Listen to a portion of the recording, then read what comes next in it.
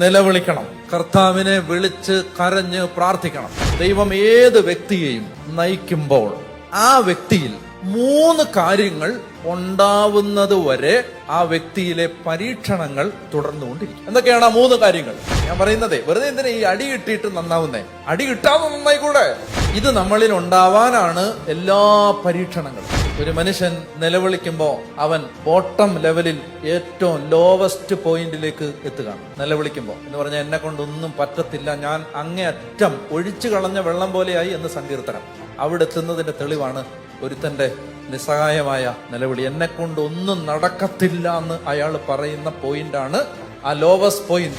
ജീവിതത്തിൽ ഏത് ദുശീലങ്ങളും മാറണമെങ്കിലും ഒരു പ്രാർത്ഥന ഇതാണ്: എന്നിൽ വസിക്കുന്ന പരിശുദ്ധാത്മാവേ, എന്റെ മുൻകോപത്തെ എടുത്ത് മാറ്റാൻ എന്നെ സഹായിക്കണം. നിന്റെ ശരീരത്തിൽ എന്റെ കുടുംബത്തിന് വേണ്ടതെല്ലാം ഉണ്ട്.